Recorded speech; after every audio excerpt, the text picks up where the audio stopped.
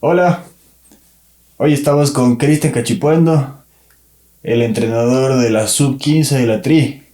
Cristian, ¿cómo estás? Carlos, muy bien, feliz, entusiasmado de estar aquí, agradecido también por este espacio, espero poder al final cumplir las expectativas y poder compartir, que al final se trata de eso. Gracias, Cristian, te agradezco que te hayas tomado el tiempo de venir hasta acá, en un día de trabajo, en un día de mucha lluvia también. Cris, quiero empezar preguntándote, ¿por dónde nace tu amor por el fútbol? De casa, como la mayoría de nuestras experiencias, de la familia, mi papá, muy hincha pasional del Nacional, Mm. y bueno, desde chiquitos era la escuela de fútbol, un poco de formativas, pero nace ahí de casa, de mi padre. ¿De dónde eres, Cris? Yo nazco en Atuntaqui, pero bueno, yo la mitad de mi vida hice en Tabacundo y la otra mitad acá, en Mm. Quito.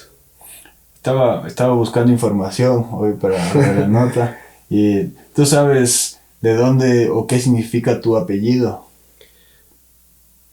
¿Sabes que casualmente mi hermana envió hace, no sé, menos de 3 semanas al grupo de la familia?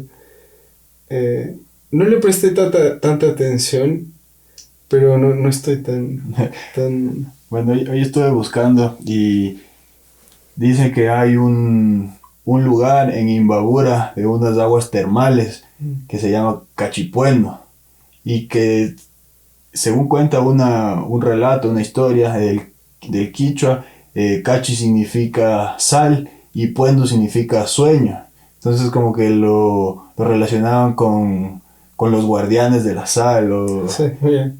Mm. Eso me pareció muy importante conocer como un poco, que hablábamos antes de cámara, desde de dónde viene uno, ¿no? Y el hecho de que hoy sean ecuatorianos los que estén al frente de la selección tiene que ver con eso. O sea, me genera un poco de lo que me compartes. No se me va a olvidar. Ahora cuando me pregunten, como que, oye, ¿dónde proviene tu apellido? Es como que, de aquí. No me va a Igual olvidar. chequéalo porque... Pero sí, sin duda. Yo tengo mucho sentido de pertenencia y mucho orgullo de donde vengo y amo mucho este país, las raíces. Estoy orgulloso de poder pertenecer a la selección, de aportar en los procesos, de ser un acompañante. Y también sé que es una responsabilidad eh, que la asumo como corresponde. Una alegría, pero con mucho compromiso. Bueno, ya vamos a llegar a la parte de la selección. Y me comentabas que te sientes más como un entrenador que como un jugador, pero también tuviste tu tiempo dentro de la cancha, Sí. digamos. Igual sin trascendencia, como te decía, porque no llegué a jugar fútbol profesional.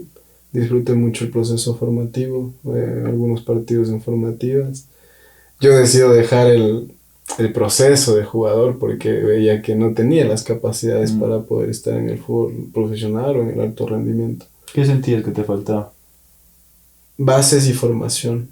Eh, Creo que tenía un poco este espíritu como de ser un guerrero, de poder insistir o persistir, pero no tenía las capacidades que necesitas para el alto rendimiento. Y ya desde chiquito tenías esa capacidad de análisis sobre ti mismo. Y creo que el fútbol te da eso un poco porque te genera autonomía, te genera autoconciencia, el autoconcepto propio.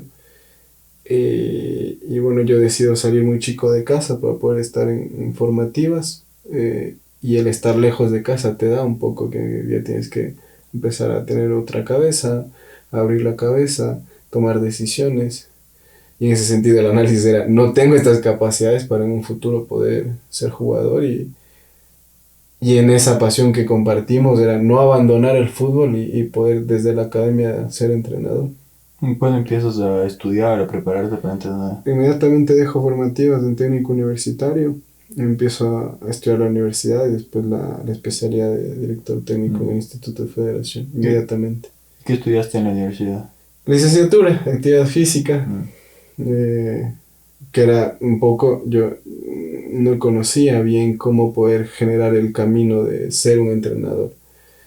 Pero bueno, a partir de eso conocí la oferta académica del instituto y fue como que quiero esto para mí. ¿De qué año estamos hablando? Me gradué en la promoción 2018 del instituto. ¿De los primeros? Creo que es cuarta promoción. Cuarta promoción. Sí. Y de ahí, ¿cómo empieza tu camino? Bueno, dentro ya del proceso del instituto te empiezan a pedir que hagas horas prácticas. Exactamente. ¿Cómo empieza? Es súper chistoso porque a mí esa parte me llama la atención. Ahora siendo docente te puedo compartir que las prácticas preprofesionales realmente prepara como un perfil de egresado al perfil profesional. Okay. Y en ese tiempo era un prerequisito las prácticas. Yo estando en segundo nivel tengo la suerte y la oportunidad de poder hacer mis prácticas en Independiente con Galo Rodríguez que fue entrenador de Independiente, fue entrenador de Imbabura y me permiten el poder ingresar a esa práctica. También con Roberto Arroya, que ahora es gerente deportivo, quien me da la oportunidad de estar, y Luis Rollero, que ahora es gerente general de Católica. Fue a Chile y volvió. Estuve en la U de Chile. Pero es súper chistoso porque la práctica normalmente tiene un periodo de horas. Uh-huh. Pero el club en el que inicio, que es Independiente, era tan genial que disfrutabas tanto el día a día. No importaba las horas que puedas estar. Para mí era como crecimiento absoluto. Uh-huh. En todo sentido, en todas las áreas. Y a partir de ahí culminé mis horas de práctica, pero permanecí casi 6 meses más. Uh-huh. Y fue, creo que lo que me permitió a mí conocer verdaderamente cómo funciona una estructura organizacional de éxito y también cómo funcionan las formativas. Y claro, yo recuerdo, digo, no sé, fueron como 9 meses de prácticas, capaz, que ahora te decía, de docente no puedes estar 9 meses de práctica. No sucede. No sucede, los clubes no te permiten. ¿Y qué ibas viendo de Independiente? Porque bueno, digamos, esto es hace 7, 8 años, ¿no? 2015. Casi, son 10 años. Ni siquiera había llegado Independiente a la final de la... Hay un cambio, hay obviamente, ¿no? Un crecimiento exponencial, pero en ese momento, ¿qué veías tú de Independiente? Lo primero, las personas, porque de todos los espacios como este te generan cosas y había muchas personas grandes, ¿ya? Por ejemplo, Juan Carlos León, profe Pechón. Uh-huh. Y la primera sensación era como poder mirarlos, poder absorber un poco de lo que ellos hacen o comparten, su forma de entrenar, de planificar, del trato al jugador. En ese tiempo éramos pocos en la estructura. Ahora es gigante la estructura Independiente. Tuve la suerte de poder vivenciar cómo fueron construyendo el modelo de juego, el método, el ADN de Independiente del Valle, los procesos de captación, de armar los equipos, los cuerpos técnicos, los mapas de sucesión. Fue como ser parte verdaderamente de ese proceso.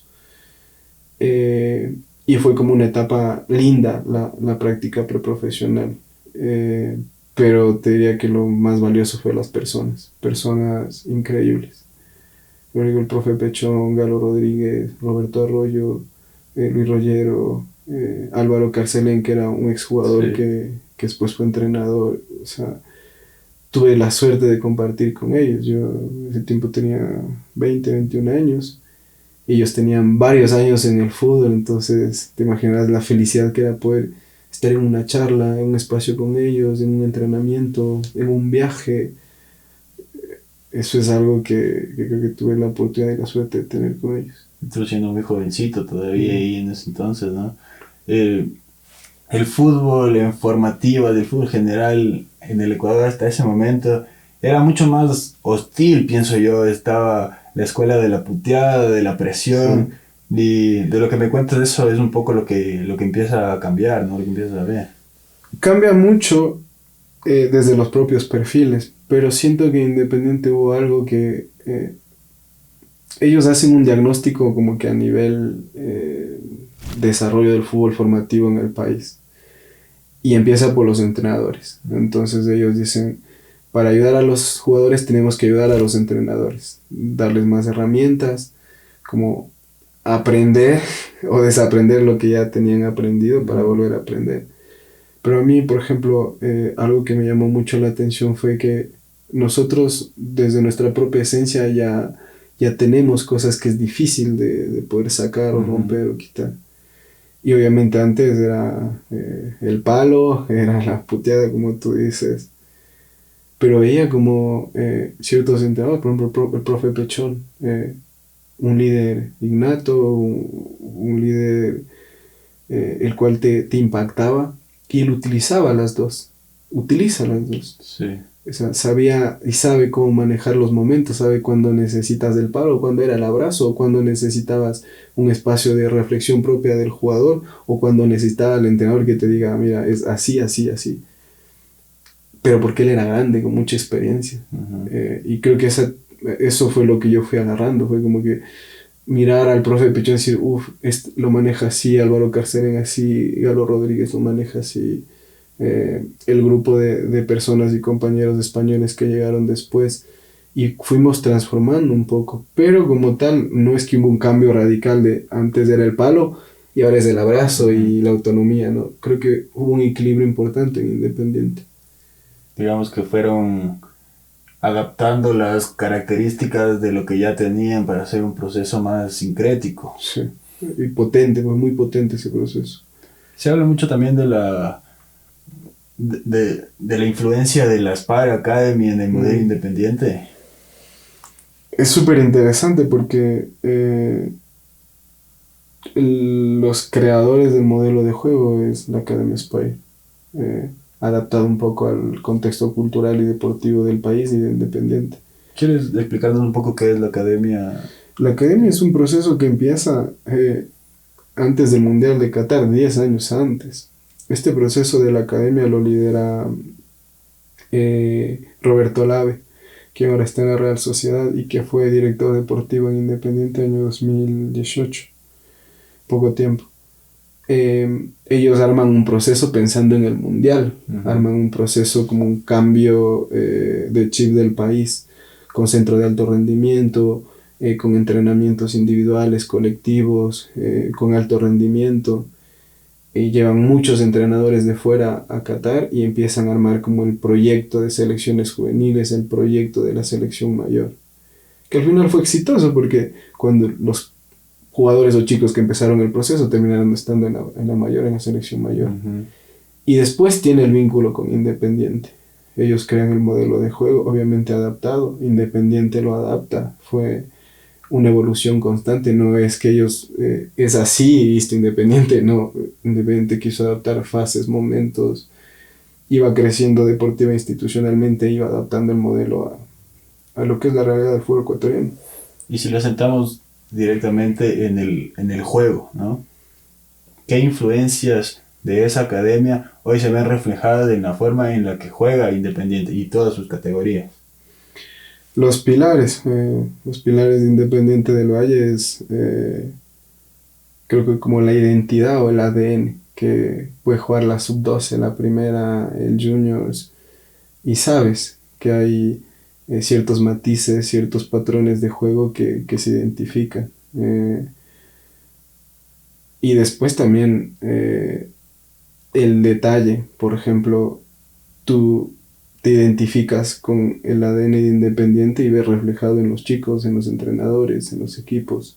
Pero dentro del juego puede ser la tenencia, la presión. Por ejemplo, los pilares que ellos manejan, el poder dominar mediante el pase con mucha posesión, o habla de el jugar con altura, como ser capaz de dominar en campo contrario, en la pérdida y en la no pérdida. Es como que si la perdemos, recuperamos ahí, como ganar con altura, equipos compactos, o el defender en 38 metros, en la movilidad, que es otro pilar de ellos, la profundidad.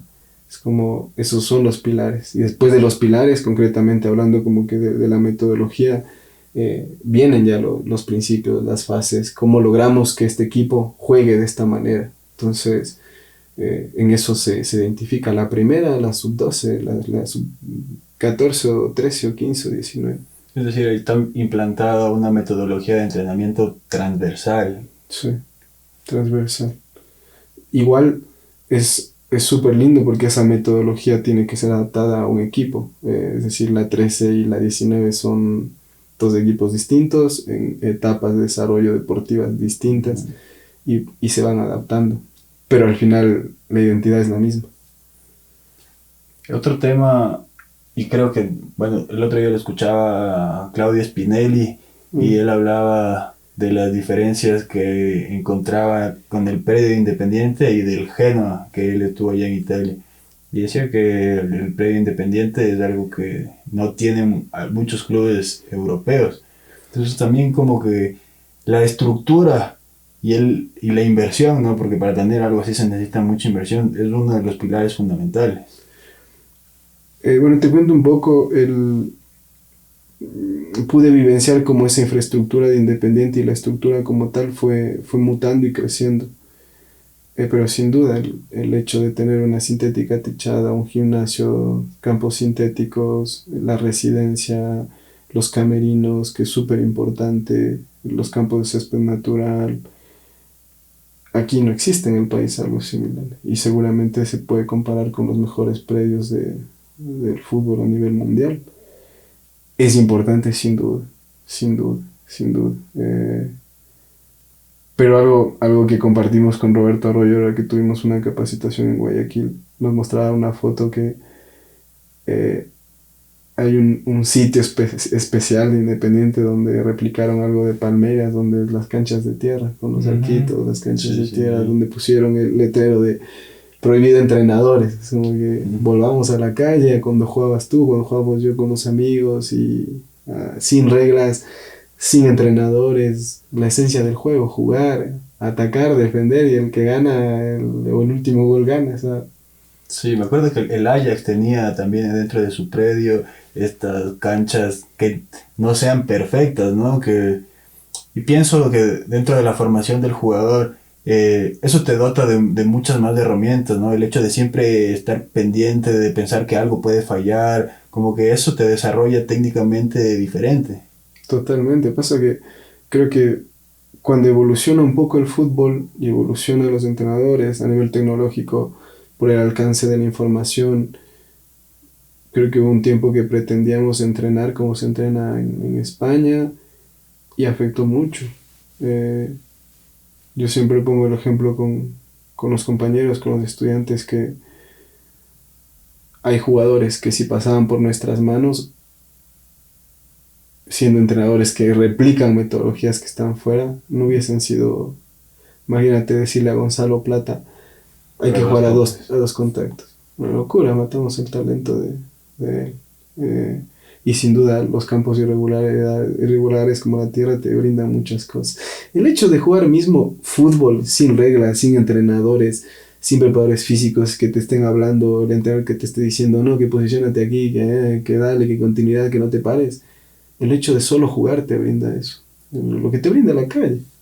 Lo lúdico del juego, ¿no? Al final es una actividad de disfrute y es pasional. Digo, el futbolista sí puede ganar dinero, o lo que sea, pero está jugando, está compitiendo, tiene ese ADN súper competitivo dentro de él, Pero sin de duda, ella también. sin duda, sin duda. Como la sangre un poco que decimos nosotros, lo que te daba antes. ¿Te acuerdas cuando jugábamos en la calle? Por un gol era 20 minutos, 30 minutos, apostabas cosas, lo mismo. Y era esa esencia un poco lúdica de tengo el balón, tengo que atacar, no tengo el balón, tengo que recuperar. Y ahora, claro, se ha perdido un poco ese foco porque damos mucha información los Ujú. entrenadores, que los objetivos, que esto, que no, y mucha información y perdemos la esencia de lo que es el juego. ¿Y cómo reivindicamos eso? ¿Cómo hacemos que vuelva el potrero, dirían los argentinos? No sé si hay una sola fórmula, pero creo que sí está en nosotros en entender la característica y capacidades de nuestros jugadores. Y en vez de limitar, acompañar. Bueno, te cuento, tuve a Kendry Páez 3 años del proceso independiente. Cuando él llega a la sub-12, por más que era chiquito, no podía decirle, Kendry, tienes que patear así o tienes que dar el pase. No, porque eso era de él con 11 años. Lo que tenía que ser un acompañante de hablarle un poquito de su ejecución, un poco de la toma de decisiones, pero no tenía como tal que estar ahí, no, esto está mal. Para mí es saber que somos acompañantes, que somos guías, que no tenemos que limitar a un jugador. Para mí es volver un poco a eso. Pienso en el rol del formador y sobre todo con talentos y tan chicos, ¿no? Pero cuando uno se da cuenta que hay un jugador distinto, especial, eh, cuál es la función, ¿no? Porque, bueno, estas superficies de contacto, perfílate, ese tipo de cosas seguramente que están, pero también cuando uno ve a alguien tan bueno, debe ser un poco difícil querer interferir en eso que ya tiene. Claro. Y un poco del ego también, porque ¿qué pasa con los entrenadores? Que tenemos el ego acá y creemos que somos los mejores y que lo sabemos todo y que pasa un poco por ahí, pero a mí me pasó eso, porque imagínate, yo en esa sub-12 tenía a Cristian Lor, que está en el Botafogo, a Cheche, a Roger, que está en el Cruzeiro, a Kenny, y a Kendrick, que ahora es nuestra mayor promesa. Y claro, eran talentosos. Innatos. Que era mi trabajo y que lo entendí gracias a Miguel Ángel Ramírez, que es como considero mi padre del fútbol, es generar espacios y estímulos. Yo no necesitaba corregir como tal. Espacios y estímulos donde se generen cosas o situaciones donde ellos aprendan y lo resuelvan desde ellos, no desde mí como entrenador. Y generar esos espacios, esos estímulos en las tareas y que ellos desarrollen. Y capaz tú decías, aquí hay que resolver de esta forma. Y no, ellos lo resolvían de otra. Nosotros veíamos 2 opciones y ellos tenían 5.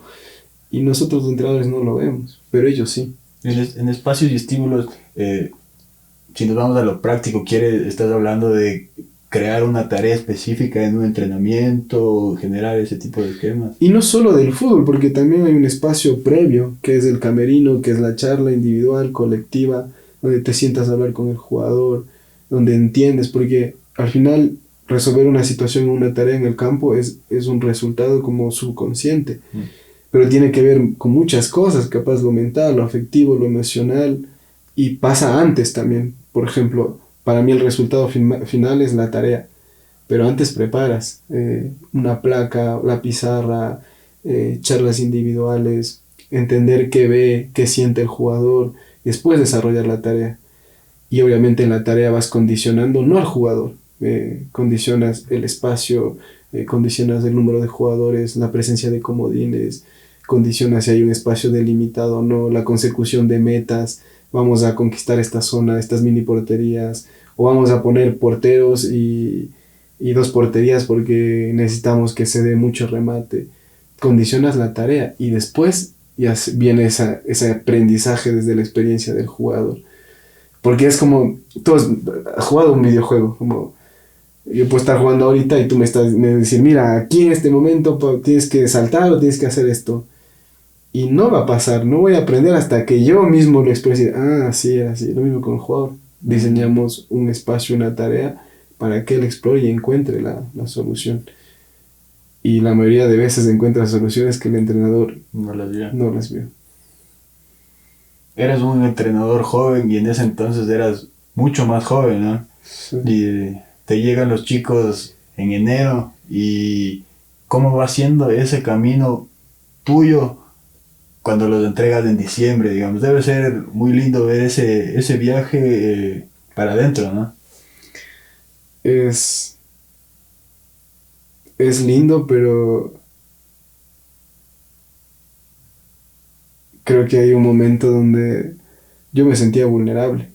No me sentía preparado para ser entrenador. Y en ese camino tuve personas que me acompañaron, obviamente. Y no solo era el proceso de los chicos, también era mi proceso como entrenador. Pero al final lo más bonito era poder verles a los chicos cómo iniciábamos la pretemporada, desde ese desarrollo personal, porque primero nosotros intentábamos era el desarrollo humano, el desarrollo personal, el que ellos puedan conocerse realmente, y después sí lo deportivo. Y en lo deportivo era hermoso ver cómo terminaban jugando. Yo disfruté mucho esa sub-12 que te cuento, año 2018, porque era un espectáculo verles jugar. Tenían libertad, tenían sangre para competir, y veías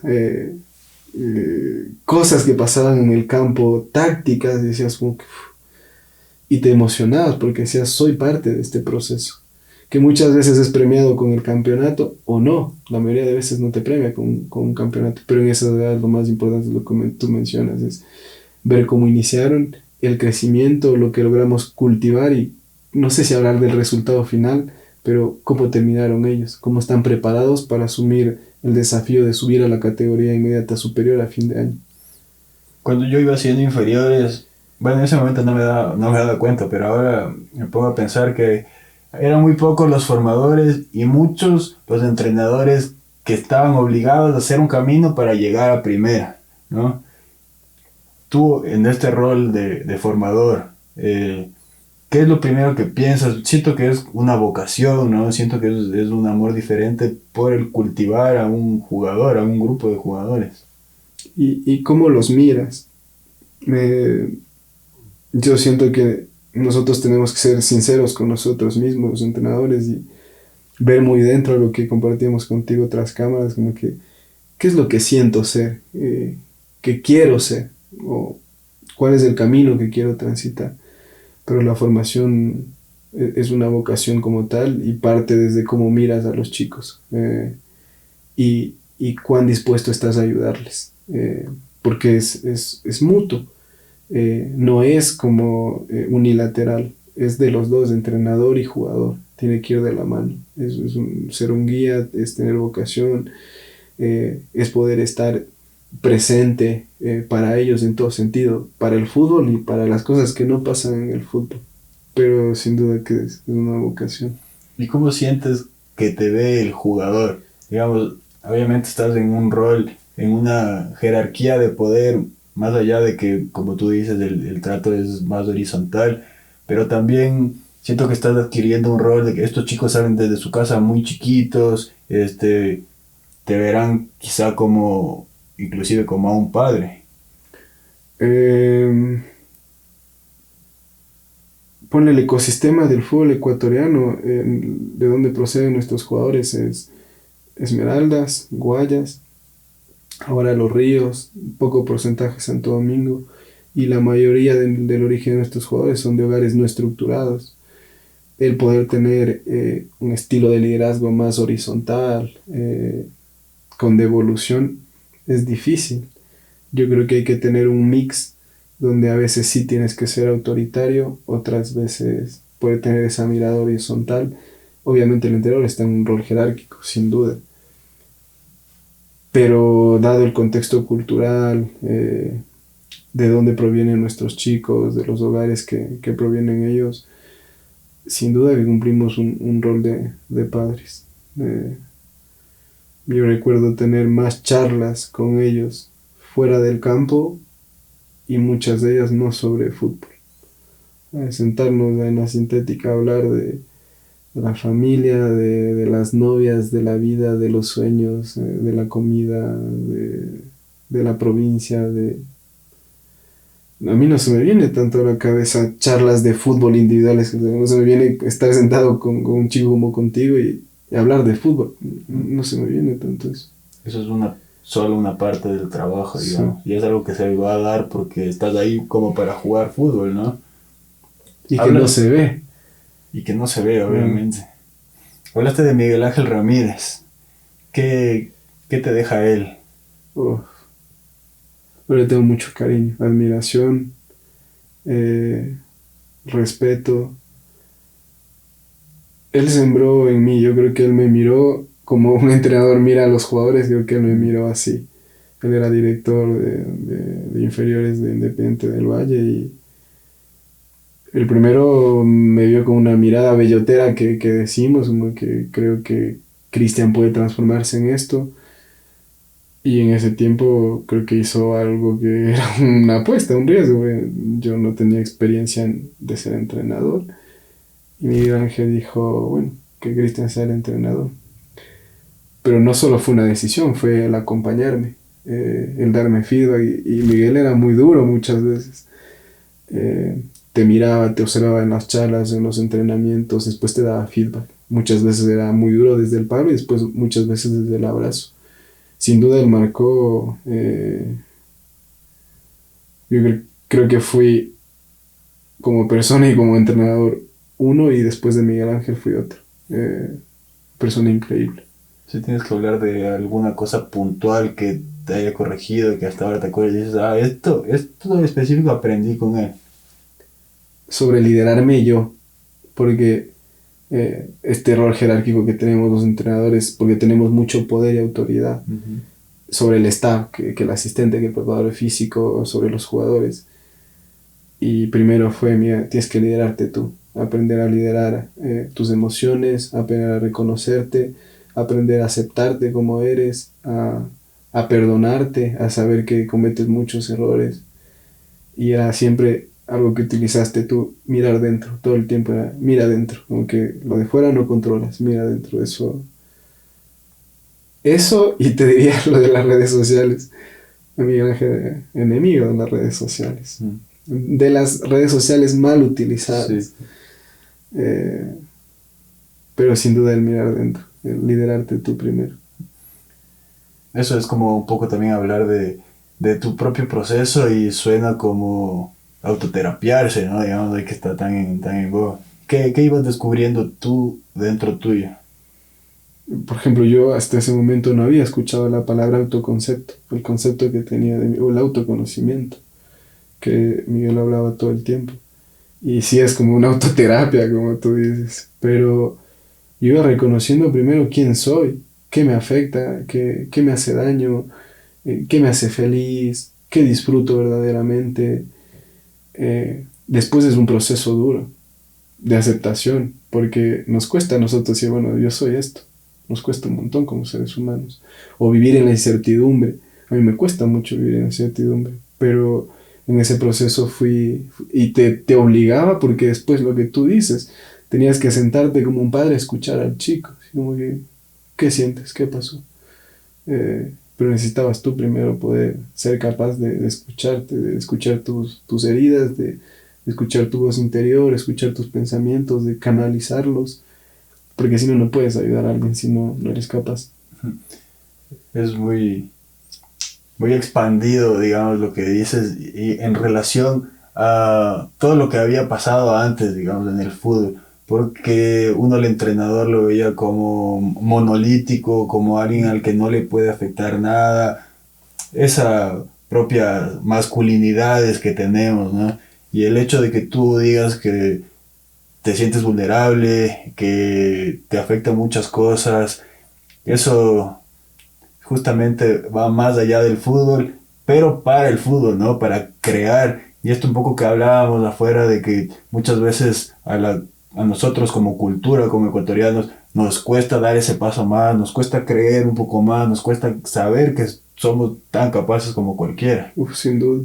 Igual es elegir, porque es una forma. Después hay diversas formas en el fútbol, porque puedes ser un entrenador más autoritario, igual vas a tener éxito, lo que consideres como éxito. Pero esta parte de mostrarnos vulnerables con el equipo, es como constituir un equipo, porque somos todos, el cuerpo técnico, entrenador, jugadores, el generar vínculos, lazos, el que te conozcan vulnerable, el que sepan que, pero este entrenador, aún así, después de sentirse vulnerable, se para y se pone al frente y pelea por mí, pelea por el equipo y va para adelante, como nosotros hablamos. Pero es importante que te conozcan así. Otros entrenadores te van a decir como que no, es autoridad, es esto, se hace a mi ritmo, a mi forma, a mi línea, y listo, el entrenador aquí y está esta línea. Y también está bien. Yo creo que depende del grupo, depende del perfil del entrenador, del entorno, del club. Pero disfruto más de esta parte. El vínculo, los lazos, las relaciones, eso es algo que perdura en el tiempo. Cristian, y después de Independiente, ¿cómo sigue tu camino? Yo salgo de Independiente tras perder la final del torneo nacional, campeonato sub-16 del año 2021. Fue un golpe duro para mí porque era muy joven, Era la primera final que perdía y había quedado 2 veces campeón. Independiente acostumbrado a ser campeón todos los años en todas las categorías. Imagínate que yo me recuerdo la charla con Santi Morales y me decía, Cristian debe de dar campeón. Pero Santi seguramente va a ser uno de los mayores dirigentes por todo lo que ha aportado en el fútbol ecuatoriano. Porque la racha de la 16 creo que era 10 o 11 años consecutivos de quedar campeón. Después vine yo y corté la racha porque perdí la final. Pero el club entendió que en el proceso de los chicos y en mi proceso debían como desvincularse mi camino y el de Independiente. Mi siguiente paso es ir a Cuniburo, que ahora es Vinotinto, y voy a ser asistente de un cuerpo técnico extranjero, de Germán Corengia. Y en la segunda categoría. En la segunda categoría. Empiezo ahí el año 2022, ascendemos con un buen proceso a la Serie B y en ese ascenso a la Serie B paso a tener doble función como asistente de la primera y director de formativas porque ya teníamos todas las categorías. Fue un reto. Primero un reto pasar a la primera B y un reto después el liderar ya a cuerpos técnicos, el liderar procesos, el armar procesos, pero tan enriquecedor como estar en Independiente. Y son 2 clubes distintos con estructura e infraestructura distinta, pero el aprendizaje para mí fue muy potente. ¿Y cómo fuiste armando esa estructura? ¿Te dieron como un lienzo en blanco y te dijeron necesitamos que nos propongas? Exactamente. Ahí Cuniburo tenía escuela de fútbol y tenía una categoría y otra armandos. Armar los procesos, armar el fichaje de entrenadores, las entrevistas, el método de entrenamiento, yo sentarme verdaderamente y decir, no estoy en Independiente, no tengo ni las canchas, ni los implementos, ni los entrenadores, ni los jugadores. Es decir, estoy aquí, este entorno, este microentorno, vamos a armar un proceso para cada uno de ellos y después darle seguimiento, que eso es lo más bonito. Elegí entrenadores en formación, elegí preparadores físicos en formación, porque la realidad era que no teníamos un presupuesto alto y el valor que teníamos era para un nivel de entrenadores y en ese elegir fue establecer un proceso de acuerdo a la realidad que teníamos y también acompañarles y darles seguimiento a ellos. Lo que hicieron contigo. Lo que hicieron conmigo, exactamente. ¿Y qué cosas te ibas fijando para elegir a cada entrenador para cada categoría? Creo que aptitudes y actitudes también. Creo que las capacidades, hay ciertas capacidades mínimas que debemos nosotros fijarnos en las personas como un perfil profesional, pero ciertas aptitudes, habilidades blandas y también tener esa mirada con la que me miraron a mí, es decir, creo que un poquito de ayuda y puede convertirse en esto. Y a partir de ahí el proceso es lindo porque está todo por descubrir. Y en ese descubrir cosas lindas, cosas difíciles o adversas, y donde tienes que estar cerca. ¿Qué entrenadores elegiste? Iván Navarrete, que ahora está en Liga, fue entrenador de la 13 el anterior año, creo que ahora está en su 19. Diego Cóndor, que ahorita está en la primera de Vinotinto. Mateo, un PF que creo que va a ser muy bueno, que ahora está en la primera de Atlético Vinotinto. Jóvenes, todos jóvenes. Porque creía mucho en el proceso de ellos. Y ahora siguen su camino ya en otros sitios y tengo muy buena relación con ellos. Hablamos mucho. ¿Todos preparados en el instituto? La gran mayoría, algunos no, otros por fuera también. ¿Y en ese momento mantenías un vínculo con el instituto o ya había salido de ahí y no había más vínculo? Yo en ese momento empecé de docente en el instituto, empecé de docente. Y todo coincidió porque la docencia a ti te permite poder tener una planificación, un orden académico y también el no mirar como alumnos, sino como estudiantes y como que hay una diferencia. ¿Cuál es la diferencia? El brillo. Alumno quiere decir sin brillo. Y es como esa mirada, ver a los estudiantes con un brillo, así como que este tiene un brillo. como que tiene su propia energía, su propio brillo. Y en vez de meter cosas, es sacar las cosas que ya están ahí. En vez de meter, si no, a este le falta esto, voy a hacer esto, no. Como que tiene un potencial, tiene un brillo y el trabajo del docente es sacar ese brillo, como que alumbre. Por la forma en la que te expresas, por la forma en la que hablas, me doy cuenta que te gusta la academia, la estructura. No sé, bastante. Y hoy sigues trabajando para el instituto. A mí la docencia me ha hecho ser mejor entrenador. Eh, Preparar sílabos, planificaciones, el poder guiar a un grupo de estudiantes con ilusión de ser entrenadores, el poder tener por ponerte un ejemplo, al estudiante que acaba la colegiatura y tener a Edison Méndez de estudiantes. Son dos perfiles distintos, dos realidades distintas, dos gestiones diferentes, dos manejos de grupo diferentes.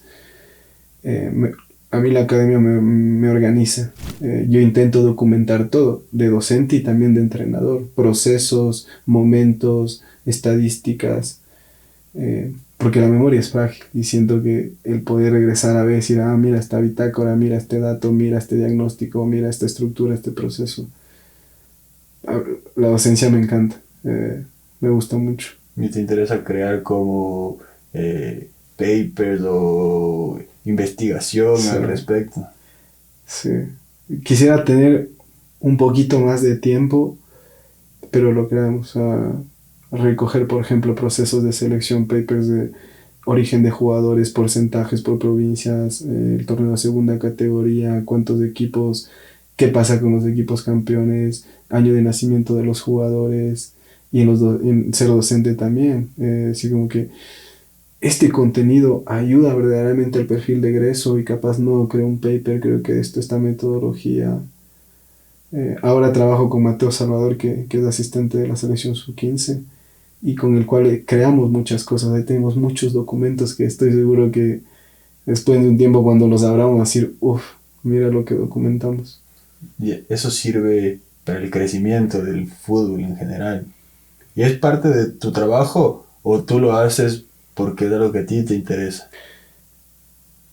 Te hace crecer, o sea, hace crecer, porque un diagnóstico es una revisión de un ciclo sobre el cuerpo técnico, sobre el proceso, sobre los jugadores y te hace ver como esto escuché en la Real Sociedad que hice una pasantía allá y decía, el dato saca a la luz lo que el ojo no ve o lo que no se ve. Y es verdad, tener una revisión de un ciclo, de un proceso, te hace visibilizar qué hiciste y qué no hiciste. No con el objetivo de una evaluación como tal, pero sí con el objetivo de decir, este fue el camino, pero tenemos que trazarnos ciertas cosas como aspectos de mejora. Y yo ahora lo hago porque creo mucho en eso.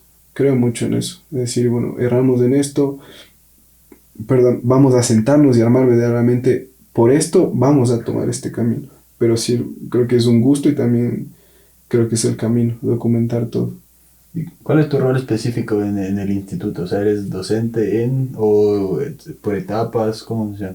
Yo soy docente de cuarto nivel de la dinámica de entrenamiento de talentos, que es como la cátedra de cuarto nivel que tiene más horas en carga horaria.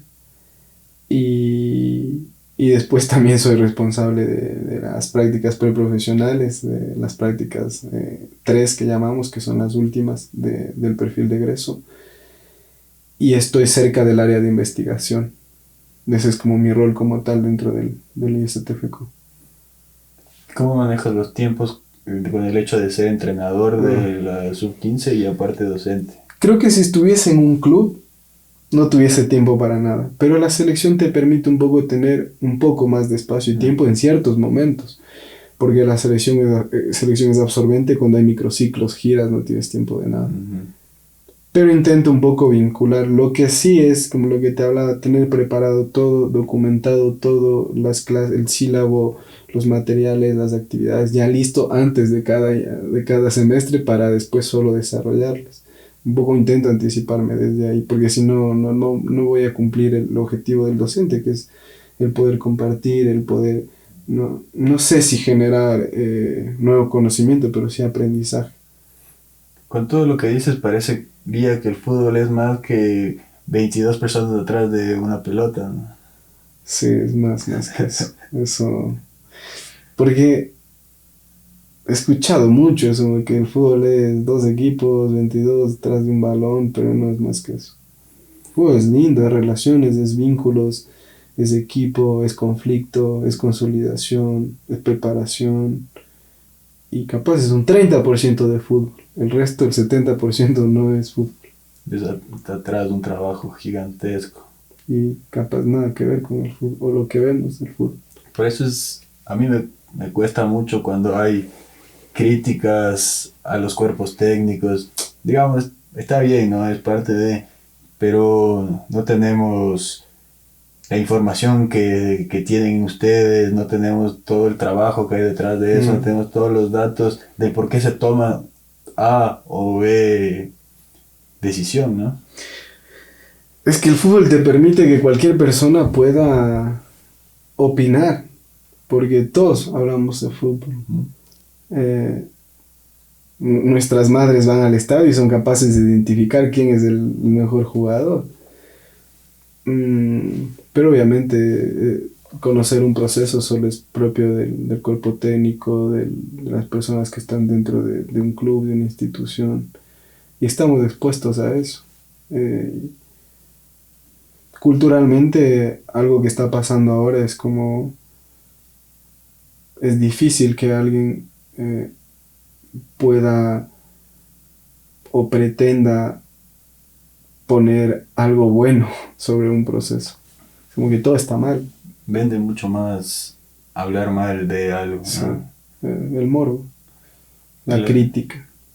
Las dinámicas mismas en las que hoy están cimentadas nuestras redes sociales, la tecnología, está mucho más, vende mucho más, obviamente pegarle a BKHS, pegarle a Diego Martínez, pegarle a Cristian Cachipuendo, te va a ver mucha más gente, ¿no?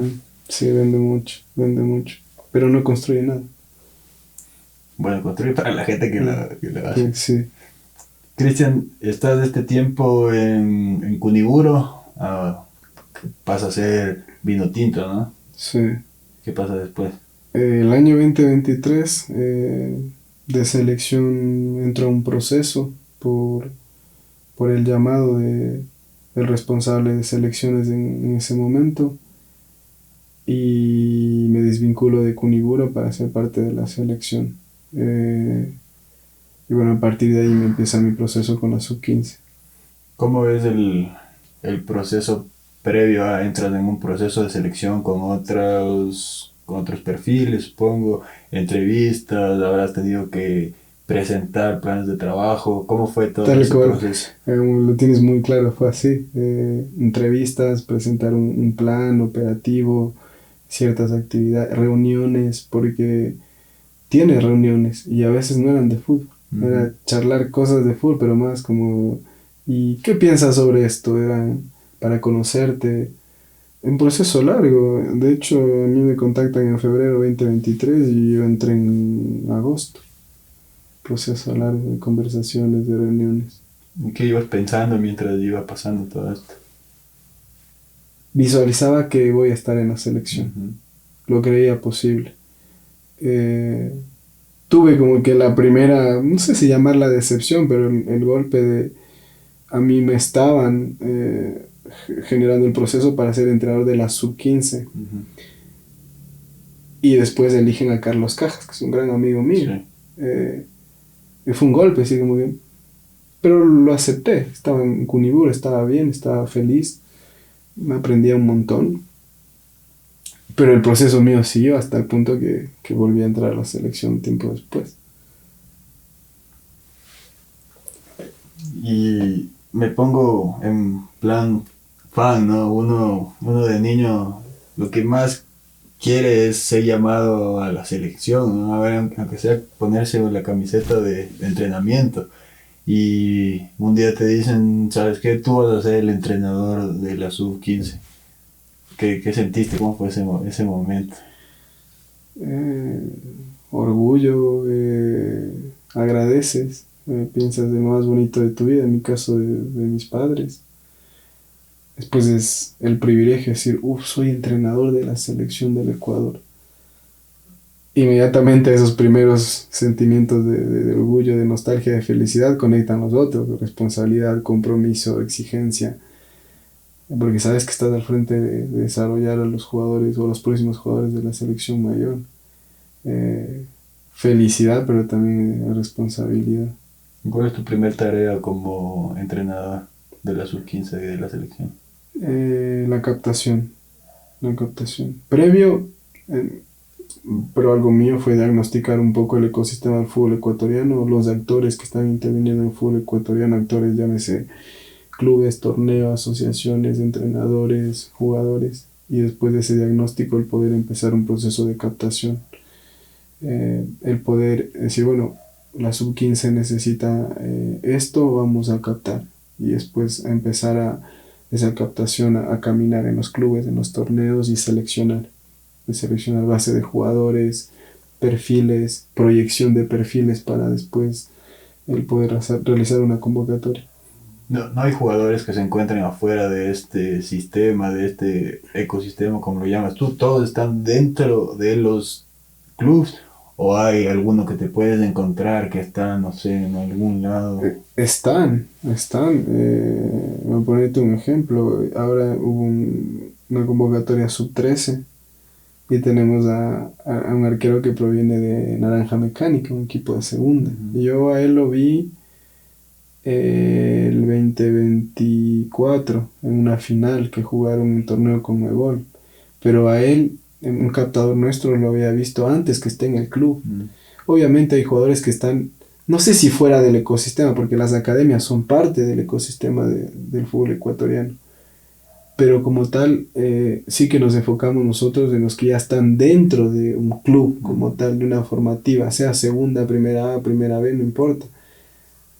Intentamos cubrir ciertos torneos, por ejemplo hemos cubierto torneos grandes aquí en Ecuador de academias de fútbol, para que veamos estos capaz que queden fuera de los clubes, pero mayormente ese proceso le corresponde a los clubes, son los que captan de las academias y los llevan ahí. Bueno, nuestro trabajo va un poquito ya después de ese paso.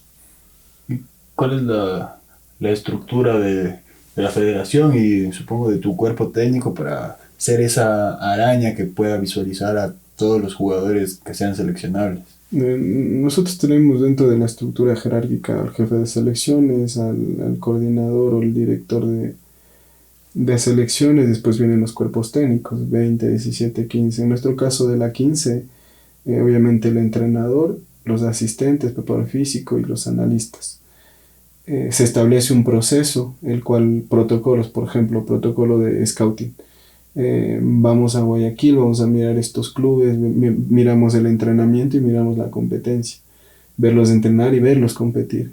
Charlamos con los responsables, que son los entrenadores de los clubes, con los jefes de fútbol formativo, los coordinadores, y después los vemos competir.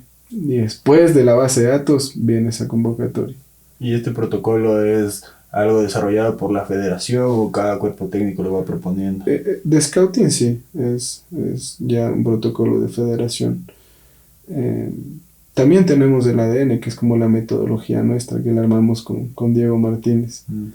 Porque somos los dos co-creadores del método de la selección juvenil de Ecuador, y también es la forma de entrenar, o lo que hablábamos al inicio de la identidad del equipo. ¿Y cuál es ese ADN? Es un modelo de juego para mí muy potente, porque pone parte de ser quienes somos, como principios, por ejemplo, primero el equipo. Okay. En la selección es primero el equipo, no hay nada ni nadie más importante que el equipo, y después viene lo del juego, que nosotros lo denominamos ejes del juego. Por ejemplo, un equipo profundo, un equipo ganador de duelos, un equipo compacto, un equipo con movilidad. Después ya, esto es el qué, cómo lo vamos a hacer, ya viene todo lo metodológico. Eso está también, son como protocolos, por llamarlo así, de la selección. Y en base a todas estas ideas, ¿se eligen a los jugadores o los jugadores tienen que ir respondiendo a ese ADN, o es una mezcla de los dos? Un mix, pero lo que sobresale es que nosotros creamos que la proyección del jugador va a ser primero para la categoría inmediata superior, es decir, para su 17 y para la selección mayor. es lo que primero vemos. Por ejemplo, ya estamos buscando los recambios de Pacho, de Hincapié, de Moisés. No hablo de jugadores iguales, sino de un recambio como tal. Y tenemos que empezar desde ahora. Ajá. ¿Y qué, bueno, esta pregunta le hice al profe Diego igual, ¿en qué cosas te fijas para elegir un jugador? En la parte relacional, en la parte técnica, Sí. que tiene este perfil, que, bueno, no sé. Para mí esto un poco, el talento para mí involucra la parte técnica, táctica, aspectos físicos, pero después yo sí me fijo mucho en la capacidad de aprendizaje, porque para mí eso marca un techo. Eh, Eso, que el jugador sea entrenable, es decir, que tenga esa capacidad de entrenar, lo que significa entrenar, su capacidad de tomar decisiones, eh, y creo que también su entorno. Eh, Porque un entorno te posibilita poder tener mayor o menor crecimiento. Y hablo de un entorno inmediato, cercano, como la familia, el club. eh, Creo que eso es ideal.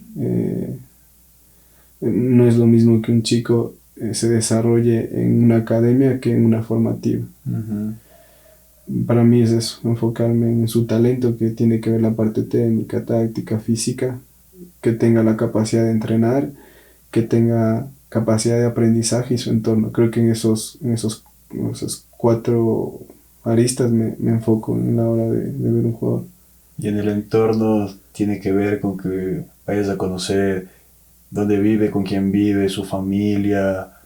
¿Qué cosas te has encontrado dentro de esas estructuras familiares, ¿no? Que con- confronta un poco a todo lo que es la sociedad, ¿no? Excede el fútbol, si bien al ser tan mayoritario, nos da un poco un reflejo de lo que es la sociedad y sobre todo de esa sociedad que aquí desde una visión tan capitalina y privilegiada muchas veces no se No lo puede veo. conocer. Yo tuve la suerte de con Independiente primero poder salir a muchos lugares de scouting, con la selección ahora igual, y sin duda nosotros conocemos poco lo del jugador ecuatoriano. Realidades durísimas. Yo recuerdo estar sentado como jugador sub-13, estar hablándolo un poco como, y después me enteré por él, tiempo después, eh, a su hermana se lo habían secuestrado guerrilleros, y yo todo hablándole de fútbol, que no, y no tiene sentido. Realidades de esas. En el Sudamericano Sub-15 que terminamos hace poco, un día antes del partido, a un jugador nuestro lo asesinaron al padre en Esmeraldas. No hablas de fútbol. Eso es lo último Eso es en lo la escala último, de sí. importancia. Eh, y aún así, estando en el Sudamericano, el jugador dijo, no, le dijimos, no, te conseguimos un vuelo y que tienes que estar. Me dijo, me quedo. Lo van a enterrar tal día, pero quiero estar con el grupo. Así como, son... Pero es muy difícil, el entorno es muy difícil. Pero los talentosos provienen de ahí. Quizá esa misma sea la gasolina Sí. para llegar a la élite, ¿no? Porque, digamos, también es un embudo, ¿no? Y por más que hoy seas seleccionado sub-15 y sub-17, es un camino muy largo todavía para llegar a la élite.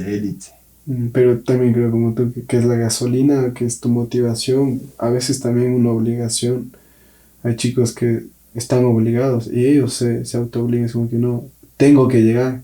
Y ahí entra la palabra como sea. Es como que en sus cabezas no está perder. Tienen que llegar porque es la forma de vivir o de comer. Debe ser muy extremo que seas un chico, ¿no? Que quizá debería de estar pensando en otras cosas y no Mm. pensar en que soy lo único que mi familia tiene para evitar que nos maten o nos capten en la guerrilla o que vivamos toda esta espiral de violencia. Debería ser así, pero mm, desde el origen de nuestros jugadores la mayoría no disfruta el proceso como quisiéramos. Tienen obligación, tienen... responsabilidad. Y nosotros intentamos quitarles ese peso porque ellos no pueden ser quienes carguen a un hogar con 11 12 13 14 o 15 años. No, no tiene sentido. Para nosotros, pero para ellos sí. Y por eso estos chicos terminan siendo tan especiales, ¿no? Porque tienen la madurez de una persona. Y el hambre, y la necesidad del ser humano le obliga. Nosotros necesitamos de esto y cuando estamos en necesidad, como sea, vamos, lo conseguimos. Cuando no estás en necesidad estás cómodo, tranquilo y la necesidad te obliga. Cristian, ¿cuándo es tu primer microciclo con la sub-15? Eso fue año 2024, empezamos el proceso, más o menos inicio de año, primer trimestre de año, convocatoria. Y como siempre la primera es linda, es una expectativa, es una ilusión. Yo ese momento empiezo con Augusto Poroso, una figura, un gran amigo, un mundialista como asistente técnico y empezamos ese proceso juntos. ¿Qué te da Augusto? El profe Diego me hablaba mucho de que él se enfoca mucho como en la disciplina y en transmitirles esos valores a los chicos, de alguien que ha estado ahí, ¿no? De alguien que se ha puesto la camiseta, que conoce ese detalle. Augusto te transmite mucho, tiene un aura diferente. Y aparte él es un ejemplo un poco de lo que estamos hablando, del hambre, de la disciplina, de la persistencia. Y él transmite mucho eso a los jugadores. Intenta darles, por ejemplo, Augusto Poroso, ¿te imaginas? Es un amigo, un negro de 1,87, atlético tal, pasa por las habitaciones y ¿por qué no está abierta la cortina? ¿Por qué no tienes esto doblado? ¿Por qué están los zapatos fuera de tu lugar? Tienes que hacerlo, ¿no? Para que no se nada. Pero y te dice las cosas, te dice, muchachos, como ustedes viven, juegan, el orden, es su espacio, su habitación, su comodidad, su armonía. Ustedes, es una suerte y un privilegio tenerlo en selección. Claro que sí. Pasas del primer microciclo, ¿cuáles son tus evaluaciones de este proceso? Bueno, nuestro proceso fue largo, desde el micro 1 al micro 12 que tuvimos, que fue la del torneo en Paraguay. Nuestro diagnóstico fue siempre en el desarrollo del jugador. Intentamos ayudarnos mucho de los clubes, de los entrenadores, porque es un trabajo en conjunto. Ellos son los que construyen, nosotros cultivamos de a poco al perfil del jugador. Pudimos profundizar y diagnosticar que es una generación que cuenta con ciertos perfiles que potencian al fútbol ecuatoriano, que van a estar en sub-17. Diagnosticamos también que los procesos de los clubes tienen que mejorar en todo sentido, captación, desarrollo, entrenamiento, porque hay jugadores que son perfiles y se quedan en perfiles. Y si tuviesen un poquito más de ayuda de los clubes, pueden convertirse en otro tipo de jugador. Entonces ese fue nuestro mayor diagnóstico a micro 12.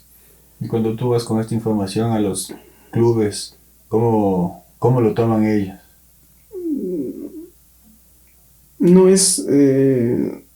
aún creo que podemos mejorar en ese espacio compartido, pero intentan recibir todos abiertos, todo con predisposición de, bueno, te escuchamos, también creemos en esto, pero ellos también están un poco, no sé si sujetos a que la organización, el club como tal, quiera dar ese paso, pero es una relación cordial.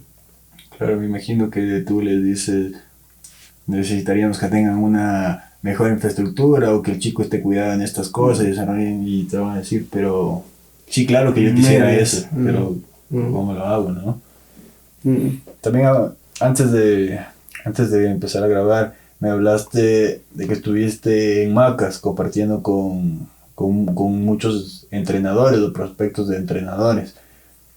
Y tu rol, tanto como seleccionador como también dentro de la estructura del instituto, es eso, ¿no? Como excede lo futbolístico y marca una guía para que se siga desarrollando el entrenador ecuatoriano. Eso es una obligación primero de federación el poder cubrir las necesidades de los entrenadores. Utiliza el instituto como el brazo académico de federación para poder desarrollar esos entrenadores. Yo tengo la suerte como que está vinculado a los dos. Uh-huh. Esas capacitaciones que nosotros hacemos tienen el único objetivo de compartir y abrir un poco, no sé, la cabeza a cierta información, pero es un espacio muy potente.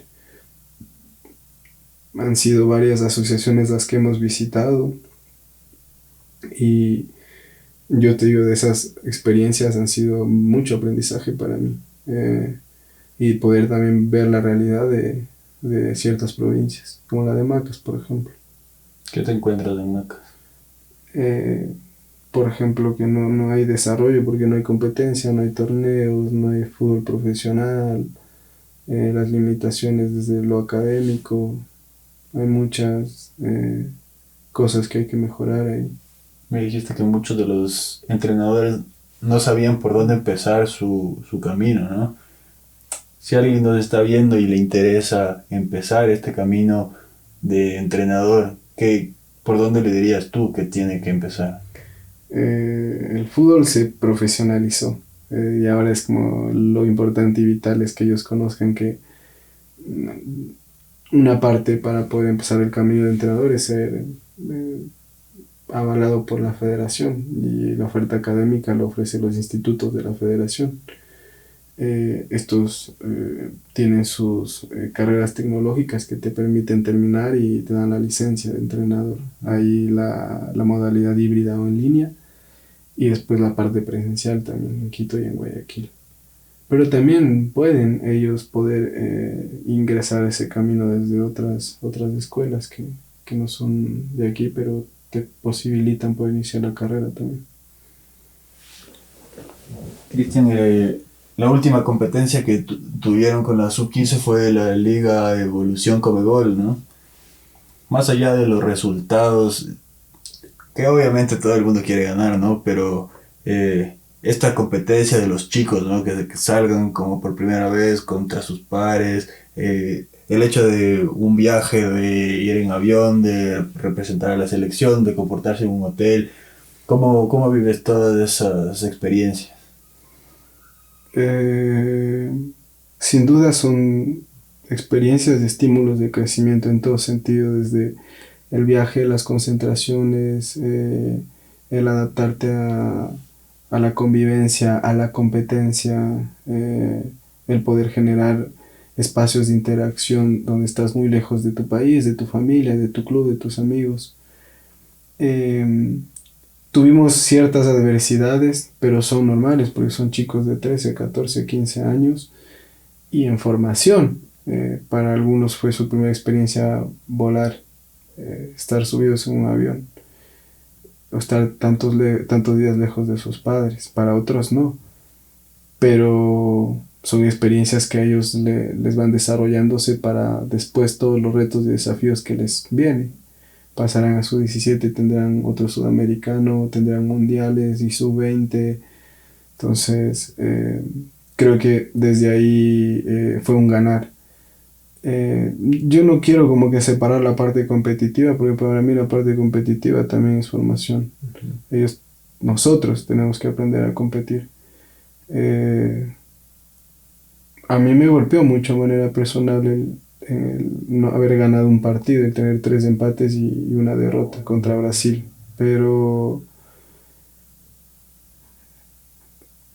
más allá de evaluar el resultado fue evaluar el porqué, y fue desde el documental que hablábamos hace un rato, el decir, es por esto, aún nos falta esto, aún tenemos que mejorar esto, aún el club nos tiene que ayudar, aún nuestros procesos de selección tienen que ser mejores, aún nuestra forma de competir tiene que ser de otra manera, aún mi forma de liderar, de ser estratega, tiene que ser otra. Cuando se reúnan todos estos factores, ahora sí podemos competir y buscar ese campeonato. que repito, no está libre de la formación, está dentro de la formación la parte competitiva. Y después algo lindo que te puedo compartir es escuchar el himno nacional siendo entrenador y viendo a tus chicos que han estado, es un momento que es muy difícil de vivir. Conmovedor. Pero una felicidad, se te pasan muchas cosas por la cabeza, bien, y después el competir, medirte a otras selecciones, es súper lindo, o sea, tácticamente te exige. Brasil nos exigió mucho, me encantó el partido con Brasil. Se termina perdiendo 3-4, ¿no? Muy buen partido, muy buen partido. Y buen partido desde cómo competimos, desde la lectura, desde lo táctico, la estrategia. ¿Qué les habías pedido tú? ¿Cómo se había trabajado ese partido? Habíamos llegado sin información de Brasil porque no jugó antes. Él libró la fecha. Tácticamente conocíamos un poco lo que puede hacer porque el entrenador era campeón del mundo sub-17 que estaba dirigiendo esa 15.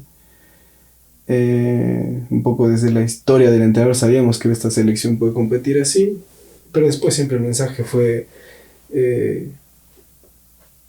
disfruten del proceso, disfruten de este partido, como no se guarden cosas.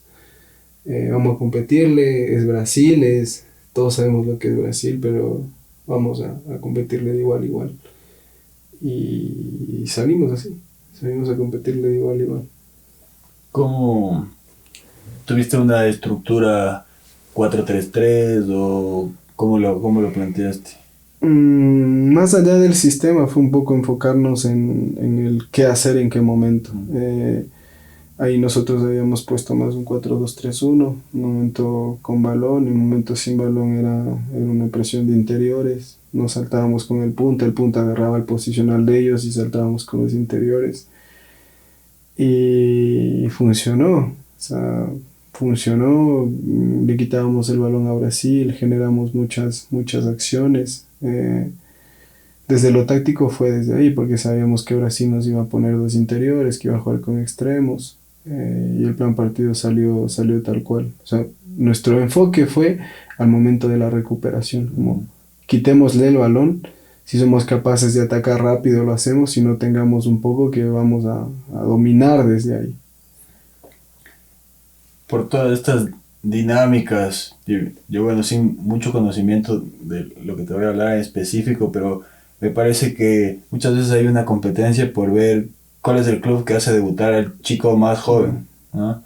Y bueno, te ha tocado a ti con el chico Frangoso, ¿no? Que es, por el hecho de haber debutado en Emelec y por lo que se habla de él, el nombre que más se conoce, ¿no? ¿Cómo ha sido el trato con él, con estas características tan sui generis que le han sucedido? Sí, Luis Fragoso debuta muy pronto, creo que tiene el récord de ser el jugador más joven en debutar en la Liga Pro. Después debutó otro jugador nuestro que es Darío Torres, que debutó con Aucas frente al Manta, me parece, no estoy tan seguro, que le expulsaron. Yo no puedo como hacer un diagnóstico de por qué debutan los chicos en sus clubes, porque son procesos propios de los clubes. Pero sí, desde las charlas con los clubes, con los responsables, el compartir de... El debutar en primera requiere un acompañamiento en todo sentido. Se adelantan procesos, hay que tener un acompañamiento en todo sentido. La parte condicional, el cuerpo no está preparado todavía para los estímulos o las métricas de primera desde lo físico. Porque son cuerpos de adolescentes y chocar con hombres que son hombres es otra cosa. La parte psicológica, emocional, mental, el poder entender la presión, el manejar la presión, el entender lo que significa la competencia. Después la otra parte es manejar esto que ya no podemos tener el control o capaz nunca lo tuvimos o es difícil descifrar cómo. Las redes sociales, lo mediático, ponerles a los jugadores acá, Fragoso es el mejor del mundo o no. Tiene 10 videos de scouting diferentes, que esta es la nueva joya. La prensa es como los shows que hacen alrededor. Y no, es como, dejémosle un poco tranquilo, acompañemos sus procesos con calma, ayudémosle, no ayudamos cuando generamos mediáticamente mucho ruido al entorno del jugador. Estábamos nosotros en el Sudamericano con Luis, con Fragoso, y salió la noticia de que Independiente lo quiere. No tiene sentido, no sabemos cómo se generó, no queremos pensar cómo tampoco, pero Sabemos cómo. Tenemos que ayudarles a los chicos. Con 15 años ni nosotros somos capaces de manejar todavía ciertas cosas, y ellos, yo pediría más de eso a los clubes, acompañar en lo emocional, en lo humano, en lo físico, en lo condicional, acompañar, porque debutar requiere más un acompañamiento, una responsabilidad que otra cosa. Y te lleva a un caso aún más potente, ¿no? El hecho de el chico Guagua.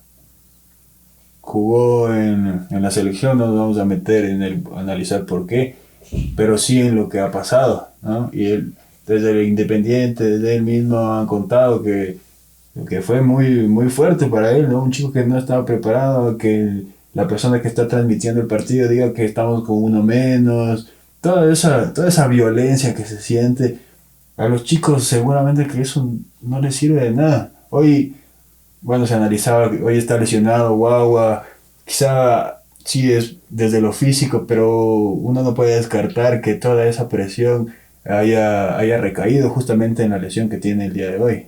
Claro, pues lo primero es, si no estás bien de acá, por más bien que estés físicamente, no te va a alcanzar. Yo a Darwin lo entrené, a Darwin fuimos campeones del año sub-12, 2018, lo entrené el 2021. Es un talento, es un chico espectacular, sensible, noble, competitivo. Todo lo que se generó alrededor de él fue muy dañino, muy dañino. Muy injusto. Injusto. Más allá de los procesos, porque como yo digo, cada club, cada institución sabe el porqué y tiene una lógica de sus procesos. Nos guste o no nos guste lo poco que sepamos, pero Darwin es un ejemplo claro que tenemos que estar cerca. La estructura de un club tiene que estar cerca del jugador, es un ser humano.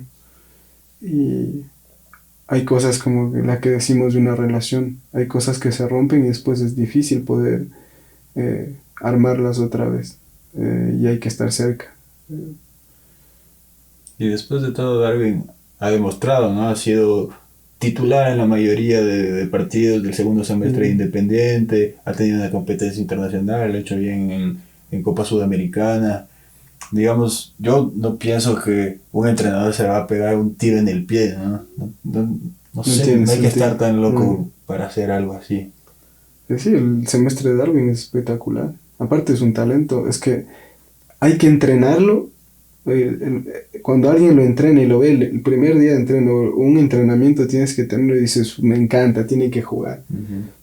Un tipo que entrena muy bien, que tiene un talento espectacular. Y después, como tú bien lo dices, hizo un gran semestre, compitió bien en las competencias que tuvo. Ahora se lesionó, pero es un proceso bueno para mí de Darwin, porque atravesó una adversidad y eso le va a hacer más fuerte. Una adversidad que solamente ese contexto le puede dar, ¿no? O sea, sí, le tocó pasar una muy difícil, pero ahora que la pasó, pienso que... va a ser más fuerte. Sí. ¿Cuál es tu relación con los cuerpos técnicos sub-17, sub-20 de primera? Bueno, con la primera he podido compartir 2 microciclos con Sebastián Becasese. Desde el inicio intentó decirme cosas en función de querer que sea mejor entrenador. Con los cuerpos técnicos 20 y 17 que compartimos, tanto Diego, Juan Carlos de 17 muy buenas, con Miguel Bravo que era de la 20 también. Son personas que admiro, son personas que son parte del fútbol ecuatoriano, son personas que han logrado poder transitar un camino que les permita estar en la selección.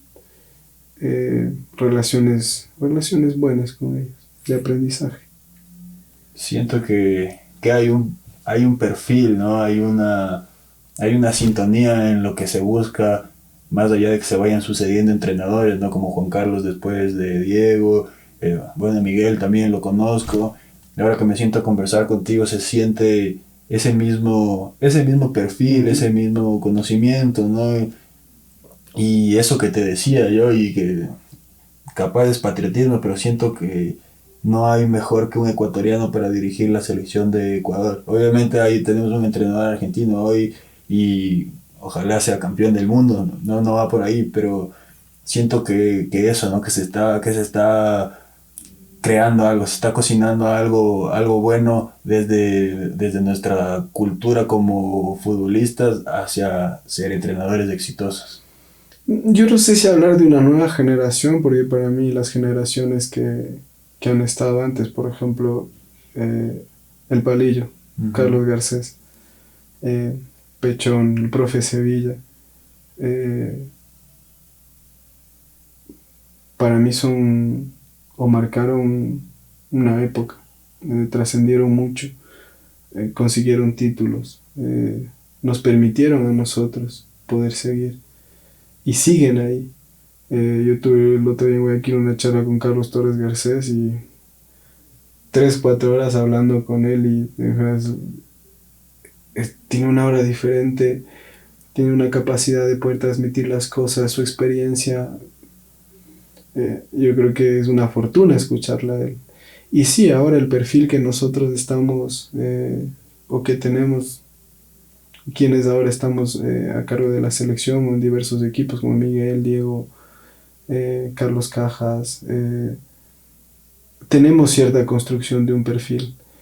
Pero yo creo que el entrenador ecuatoriano es muy capaz y ha sido capaz antes, es capaz ahora y va a ser mucho capaz después, Ujú. por las capacidades, por la aptitud, por las actitudes, eh, es capaz. Necesitábamos sí espacios, espacios que nos los estamos ganando, espacios que se generan desde las oportunidades, espacios que los propios dirigentes están apostando por el entrenador ecuatoriano y estamos respondiendo. Es sin duda, yo creo que nadie conoce más a un jugador que el propio compatriota. Nadie conoce mejor al jugador ecuatoriano que el entrenador ecuatoriano.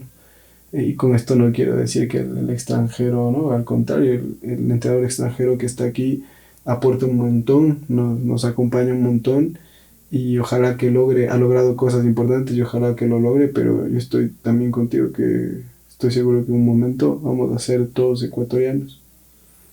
También porque responde a estas mismas lógicas que exceden el fútbol, ¿no? O sea, conocer la idiosincrasia, o estar mucho más cerca, entender los grandes problemas que tenemos como sociedad, el regionalismo, todos estos microclimas, ¿no? Eso, para mí, esa es la gran diferencia. Sí, yo también comparto contigo, porque se hace la diferencia eso.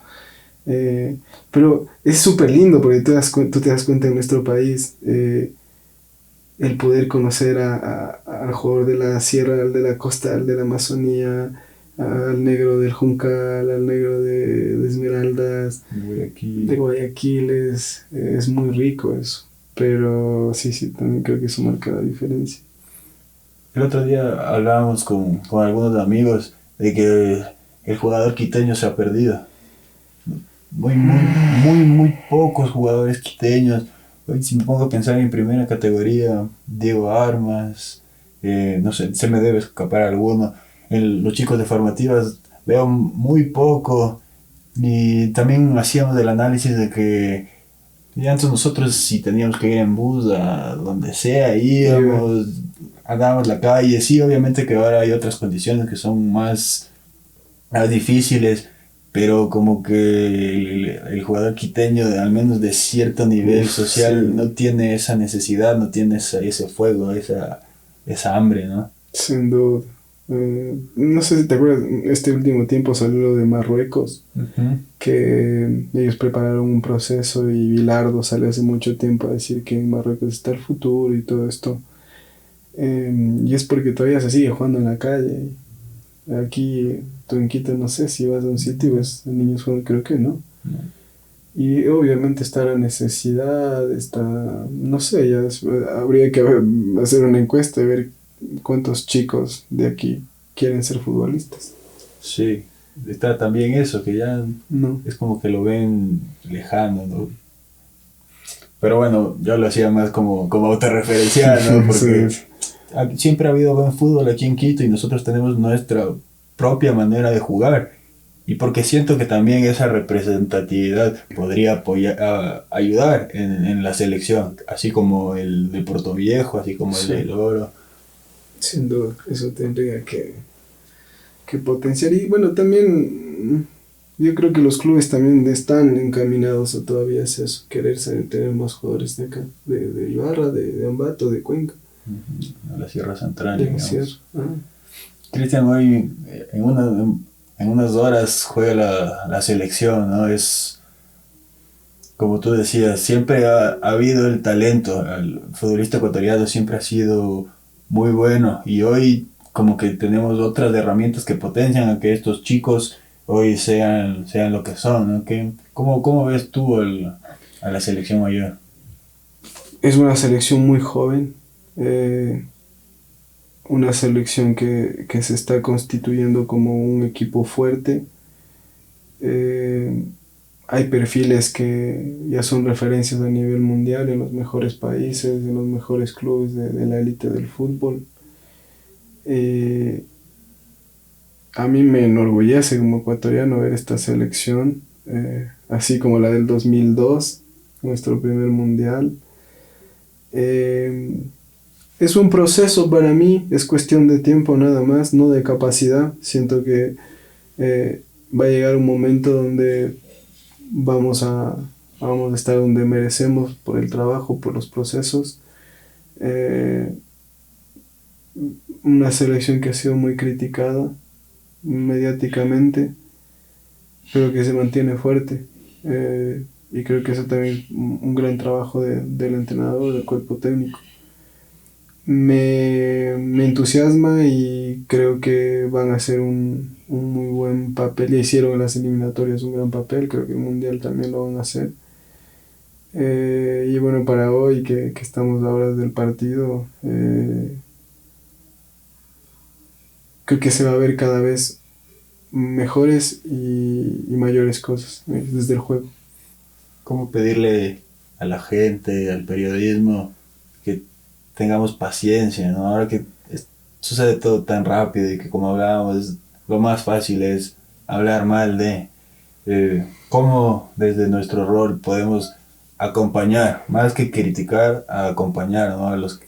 Todos los que somos hinchas, a todos los que estamos de alguna manera involucrados en el fútbol. O sea, desde nuestro rol, el acompañar es poder recibir la crítica. Pero para mí es como el foco, desde dónde viene la crítica, si viene desde la construcción o viene desde otras intenciones. Si hay desde la construcción, aunque te evidencie, mira, esto no hiciste bien en el proceso, está bien, porque a nosotros nos sirve. Pero que puedan creer un poco más, que puedan poner a los jugadores, al Ecuador por encima de todo, no los jugadores, al Ecuador, a nuestro país.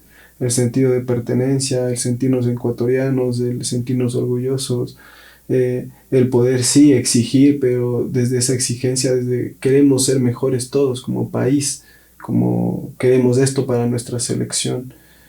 Yo siento muchas veces que se lo hace desde el otro sentido, como dañino de generar controversia, de generar incomodidad, de generar expectativas malas, pero pediría eso, acompañar desde el querer lo mejor para nuestro país. Cristian, ¿cómo sigue tu proceso ahora? Nuestro proceso sub-15 2025 terminó.